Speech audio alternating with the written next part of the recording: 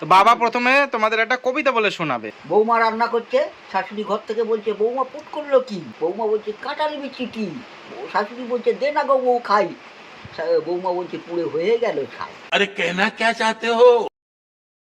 কদিন আগে এক ভাই কমেন্ট করেছিল, হ্যাপি বার্থডে দাদা, আমার চ্যানেল ফ্রিজ হয়ে গেছে, তো প্লিজ তোমার চ্যানেলে এটা বলে দাও। কিছুক্ষণ আগে আমাদের বাড়িতে এসেছিল ডেঙ্গু সার্ভে করতে, প্রত্যেক সপ্তাহতেই আসে। বাড়িতেও যদি জল জমে থাকে অবশ্যই সেগুলো ফেলে দিও। কোনো জায়গায় তোমাদের বাড়িতে জল জমে থাকে, ওখানে ডেঙ্গু মশা জন্মায়, ওগুলো কামড়াবে কাদের? তোমাদেরই কামড়াবে।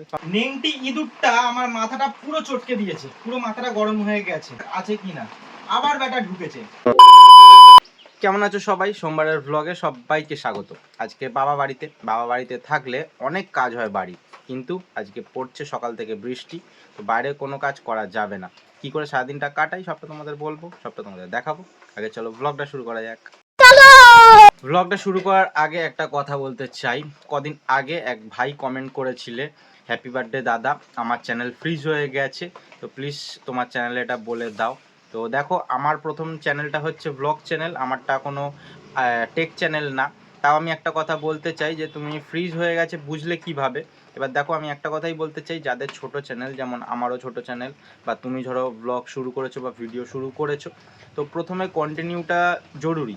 ধরো সপ্তাহে তুমি 2টো ভিডিও দিচ্ছ, সপ্তাহে তুমি একটা ভিডিও দিচ্ছ, বা সপ্তাহে তুমি 7খানা ভিডিও দিচ্ছ, তো এটা একটা দরকার যে তুমি কিভাবে ভিডিওটা আপলোড করছো। ধরো তুমি 1 মাসে একটা ভিডিও আপলোড করলে, তারপরে 6 মাস করলে না, তারপরে 6 মাস বাদে গিয়ে আবার একটা ভিডিও আপলোড করছো, তখন কিন্তু কোনো ভিউজ আসবে না, তখন একদম জিরো ভিউজ থাকবে, বা 1-2জন হয়তো দেখবে, তেমন ভিউজ আসবে। তো সেটা তুমি ভাবতে পারো যে চ্যানেল ফ্রিজ হয়ে গেছে, তো সেটা কিন্তু চ্যানেল ফ্রিজ না, কারণ তোমার ওটা অ্যালগোরিদমের সাথে তুমি চলছো না ওটা। কারণ তোমার চ্যানেলটাকে যে ইউটিউব বুঝবে যে তুমি কিভাবে ভিডিও আপলোড করছো, সেটা তো বুঝতে পারবে না। তো সেই জন্য কিন্তু ভিউজটা কমে যায় বা ভিউজ হতে চায় না, সেটাকে তুমি ফ্রিজ বলতে পারো। আর যদি তুমি আরও ডিটেলসে জানতে চাও, দেখো আমি তো মানে কোনো টেক ভিডিও বানাই না, বা এই সম্বন্ধে, চ্যানেল সম্বন্ধে কোনো ভিডিও বানাই না। অনেক ভিডিও পেয়ে যাবে, সেগুলো একটুখানি দেখতে পারো। আমি তোমার এই পোস্টটা আমার চ্যানেলে পোস্ট করে দিচ্ছি, তো সবাই গিয়ে দেখতে পারো এই ভাইয়ের চ্যানেলটা কি ভিডিও করে। আমি এটুকুনি ট্রাই করতে পারি। আর একটা ভাই কমেন্ট করেছিলে যে কি করে লং ভিডিও আপলোড করব। তো দেখো, তার জন্য তোমাকে তো ওয়াইটি স্টুডিওতে যেতে হবে। ওয়াইটি স্টুডিওতেও একটা ধাপ আছে, সেখানে গিয়ে তোমাকে ভিডিওটা আপলোড করতে হবে, সেটাও তুমি চ্যানেলে পেয়ে যাবে। বা দেখো, আমি ডিটেলসে কোনো ভিডিও বানাতে পারি, কিন্তু এই চ্যানেলটাতে ওরকম ভিডিও বানানোটা আমার ভালো দেখাবে না আমার পক্ষে। কারণ দেখো, অনেকে ভিডিও বানায়, ধরো একটা ব্লগ চ্যানেলে অনেক রকমের ভিডিও বানায়, কিন্তু আমি ওরকম চাইছি না। আমি লাইফস্টাইলটা দেখানোর চেষ্টা করি, কিন্তু টেক ভিডিও আমি দিতে চাই না। তো সেই জন্য তোমরা একটুখানি ওই ভিডিওগুলো দেখে নাও, তাহলে তোমরা বুঝতে পারবে। তো যাই হোক, এই দুটো পোস্ট আমি করে দিলাম। আর কেমন আছো সবাই বলো, কমেন্ট করে জানিও। তো চলো আজকের ব্লগটা এবার শুরু করি। আজকে চলো একটুখানি খাওয়া দাওয়া দিয়ে শুরু করি ব্লগটা। বাবা তো দেখতে পাচ্ছ অলরেডি খাওয়া শুরু করে দিয়েছে, আমাকে ডাকছিল, আমি এই কথাগুলো বলছিলাম বলে আসতে পারিনি। তো বাবা, তুমি ওটা কি নিয়েছো লাল মতন পাতে? জিলাপি। জিলাপি? এই সাবাস। তো রমা কাকিমা জিলাপি দিয়ে গেছে, আগের দিনকে বাদামও দিয়ে গেছে, আমি জানি না কি জিলিপি আছে ক্যানে। তো ক্যানে জিলিপি দিয়ে গেছে, জিলিপিটা কই, বাহ একদম সুন্দর জিলিপি। আর বাদামও দিয়ে গেছে, খেয়ে দেখবো খুনি। এখন আপাতত কোথায় রুটি আছে? ও এই যে রুটি আছে, তরকারি কই? ওটা তো মাছের তরকারি। ও এই যে তরকারি আছে, তো চলো খাওয়া দাওয়াটাকে করা যাক। আর আজকে বাবা বাড়িতে আছে, বাবা বাড়িতে থাকলে দুধ চাটা একটু বেশি খাওয়া হয়, কারণ আমি ঘুম থেকে উঠে সকালবেলা একবার লিকার চা খাই, তারপরে আর সারাদিনে চা খাই না। সেই আবার সন্ধ্যেবেলা থেকে লিকার চা দিয়ে শুরু হয়, তারপরে আবার দুবার চা খাই, দুধ চা।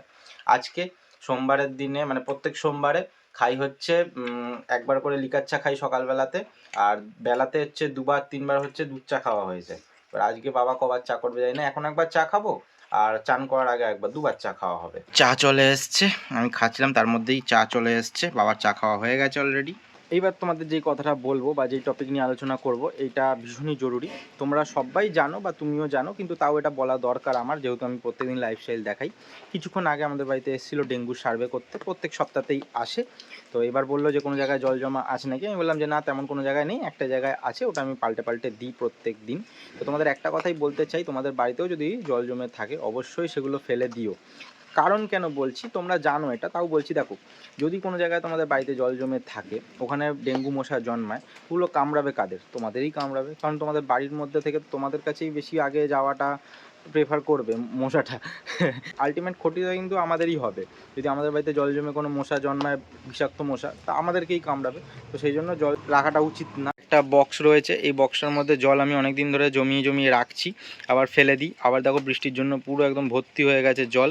তো এর মধ্যে থেকে জলটা কিছুটা আবার ফেলে দেবো, নতুন জল ভরবো, যাতে কোনো মশার ডিম না এর মধ্যে জন্মাতে পারে।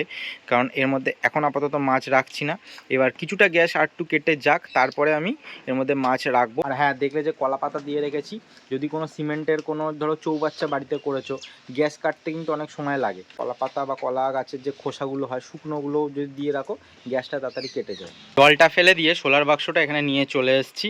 আর দেখতে পাচ্ছ পাশে একটা ছোট্ট গামলা রাখা রয়েছে। কিন্তু কেন, কি করব, এইবার তোমাদের বলি। যারা এই সোলার বাক্সটাকে বানানো দেখেছো, মানে সিমেন্ট দিয়ে মাছ রাখার উপযুক্ত করাটা দেখেছো, তারা জানো যে আমি বলেছিলাম এই যে কানাগুলোয় একটু একটু সিমেন্ট ধরানো বাকি আছে। এখানটা মোটামুটি রেডি হয়ে গেছে, আমি আর কিছুদিন বাদে থেকে মাছ রাখতে পারবো। কিন্তু যেই জিনিসটা হয়নি সেটা হচ্ছে এই কানাগুলোকে ঠিকঠাক করা। যে দেখতে পাচ্ছ যে কাপড়গুলো ভেতরে দিয়েছিলাম ওগুলো দেখা যাচ্ছে, তো এখান থেকে আস্তে আস্তে নষ্ট হয়ে যাবে। সেই জন্য অল্প করে একটু সিমেন্ট মাখলাম, আছে সিমেন্টটা দিয়ে পুরো এই জায়গাগুলো ঠিকঠাক করে দেবো, তাহলে একদম পুরো শক্তপোক্ত হয়ে যাবে, আর কোনো অসুবিধা হবে না। 1 hour later. কাজ করে দিয়েছি কমপ্লিট। এবার ভাগ্যিস এই কাজটা করলাম, তার কারণ হচ্ছে ঠিক এই দিকের কোণাতে দেখি একটা গর্ত মতন হয়ে রয়েছে। ওই গর্তটাতে ঠিকঠাক সিমেন্ট পড়েনি, না কেন গর্তটা হলো আমি জানি না, খোঁচা মতন অনেকটা গর্ত হয়ে গেছিলো। তো সেটা ঠিকঠাক করে দিলাম, আর ওই দিকটা তো একটু সিমেন্ট দিয়ে দিলাম। তো ভালো হলো এই কাজটা করে, না হলে পরে দেখতাম জল আস্তে আস্তে কমে যাচ্ছে, পরে বুঝতেও পারতাম না কোথ দিয়ে হয়েছে, বালি টালি দিয়ে দিলে। এইবার তোমাদের যে জিনিসটা দেখাবো, এটার কোনো মানে হয় না, বাবা কেন করছে কে জানে। তুমি দেখো একবার, দেখো এই বৃষ্টিতে ভিজে ভিজে নাকি উঠোন পরিষ্কার করছে। তুমি কি খেয়ে দে বাবা কাজ পাও না? আজকে সকালবেলা তুমি মাকে বলছিলে যে তোমার নাকি একটু হালকা ঠান্ডা ঠান্ডা লেগে রয়েছে, এই বৃষ্টিতে ভিজছো। এবার জ্বরে উল্টে পড়বে, তখন বুঝতে পারবে ঠেলা। কি বলবে বলো, এবার জ্বরে পড়লেই হয়ে গেল, এই বৃষ্টিতে ভিজলেই জ্বর আসবে। নেংটি ইঁদুরটা আমার মাথাটা পুরো চটকে দিয়েছে, পুরো মাথাটা গরম হয়ে গেছে। এইবার নেংটি ইঁদুরটাকে ওই কলের মধ্যে করে ধরে বাইরে ছেড়ে দিয়ে আসবো, আর ওকে রাখা যাবে না, ওকে খেতে দিই, সব কিছু করি। তোমরা এর আগের দিনের ব্লগে দেখেছিলে, আগের দুদিন আগের ব্লগে, এই হোম থিয়েটারের বক্সের মধ্যে ইঁদুর ঢুকে যাচ্ছিল, নেংটি ইঁদুরটা। তো সেই জন্য একটা জোগাড় করেছিলাম, একটা প্লেটের ওই কন্টেনারের ঢাকনা কেটে আটকে দিয়েছিলাম। আমার কি মনে হলো, এখন আমি দেখি একবার যে এর মধ্যে ব্যাটা আবার ঢুকছে কিনা, যে ওটা ঠিকঠাক আছে কিনা। আবার ব্যাটা ঢুকেছে, কেমন রাগ ধরে বলো। এবার সুন্দর হোম থিয়েটারটাকে ঠিকঠাক করলাম, আমি বললাম যে মনে হয় আর ঢুকবে না। তো দেখো এবার রগরটা দেখো, দেখছো কি করেছে একবার দেখো, পুরো মিডিলটা গর্ত করেছে, গর্ত করে ঢুকছে। কেমন রাগ ধরে বলো তো এই জিনিসগুলোতে। জোরদার গান চালিয়েছিলাম, ব্যাটা ওর মধ্যে নেই। আর মাকে ফোন করেছিলাম যে কারোর বাড়ির থেকে যদি কল পাও ইঁদুরের নিয়ে আসার জন্য। এবার মা বললো দেখছি দাঁড়া, কারণ আমাদের বাড়িতে কলটা নষ্ট হয়ে গেছে। কারণ আপাতত ব্যাটাকে ধরার জন্য কোনো একটা কারোর বাড়ি থেকে কল নিয়ে আসতেই হবে, জোগাড় করতেই হবে। কখন কিনে নিয়ে আসবো, সব জায়গায় কল পাওয়াও যায় না এখন, কোথ দিয়ে নিয়ে আসবো তারপরে ধরবো, তাহলে দেরি হয়ে যাবে। আপাতত ওটাকে নামাবো নাকি ভাবছি আমি সেটা। এবার দেখছি মা কি জোগাড় করতে পারে কিনা, নয়তো দেখছি তারপর কি ব্যবস্থা করা যায়। আপাতত বাবা চা করে নিয়ে চলে এসেছে, চাটা খাই। দেখো ওই ওটা কেটে দিয়েছে। হ্যাঁ, এ বাবা এত কষ্ট করে করলি। কেমন রাগ ধরে। সকাল থেকে বৃষ্টি চলছে, তার মধ্যে যতটা কাজ করার করছি, তোমাদের যতটা ব্লগে দেখানোর দেখাচ্ছি। এখন খাওয়া দাওয়া করতে বসেছি। আজকে মা রান্না করেছে হচ্ছে চাল কুমড়ো শাক কাঁঠালের বীজ দিয়ে। এইবার খেতে বসে বাবা একটা অনেক বছর আগের পুরনো একটা কাঁঠাল বীজ নিয়ে গল্প আমাকে শোনালো। এত হাসি লাগছে, আমি তোমাদেরকে বলবো না, বাবা বলবে। তো জানি না কতটা কার ভালো লাগবে, অনেকের ভালো লাগতে পারে, অনেকের খারাপও লাগতে পারে। তো শোনো গল্পটা। বাবা প্রথমে তোমাদের একটা কবিতা বলে শোনাবে। বৌমা রান্না করছে, শাশুড়ি ঘর থেকে বলছে বৌমা পুট করলো কি? বৌমা বলছে কাঁঠালি বিচি কি? শাশুড়ি বলছে দে না গো বউ খাই। বৌমা বলছে পুড়ে হয়ে গেল ছাই। अरे कहना क्या चाहते हो? এবার এটার মানে চলো বাবা বলো। चलो भाई। ওটা রাগ লাগে বলো তো, এখন খেতে বসি কি গল্প গল্প করবো? হ্যাঁ, বলো না হেভি বললে। তো এখন শুরু হচ্ছে কাঁঠাল বীচের গল্প। কাঁঠাল বীজের যখন গল্প করছো শুনছো, তখন একটু গল্পটা বলেই ফেলি। হ্যাঁ, শাশুড়ি ঘরে বসে আছে, বৌমা ঘরে রান্নাঘরে রান্না করছে। আচ্ছা। এখন হঠাৎ করে বৌমা বায়ু ত্যাগ করছে, পুটুস করে আওয়াজ হয়েছে। তখন শাশুড়ি শুনতে পেয়েছে যে পুট করে কি আওয়াজ হলো একটা। হাসি না, হেসে হলো।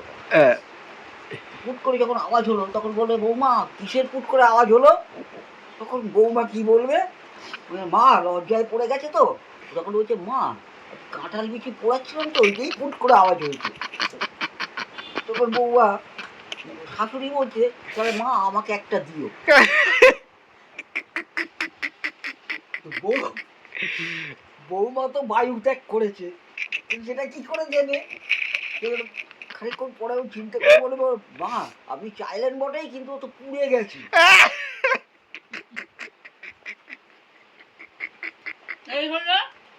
এই হলো কাঁঠাল বিচের গল্প।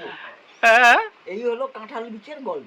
কেমন লাগলো জানিও। যতটা পারা গেছে আমি বাবাকে বলেছি, মা বাবাকে বলেছে, বাবা তোমাদেরকে বললো মানে সহজ ভাষায়, কারণ এমন ওয়ার্ড বলা যেত যেটা খুব শুনতে খারাপ লাগতো। তো বায়ু ত্যাগ বলেছে, তো ব্যাপারটা বুঝে নিও তোমরা তোমাদের ভাষায়, তোমাদের মতন করে। কেমন লাগলো গল্পটা জানিও। পুরোনো দিনের গল্প একটা কিন্তু বেশ মজাদার হয়, বাবা মাঝে মধ্যে বলে, আজকে এটা বললো। কেমন লাগলো জানাও আগে।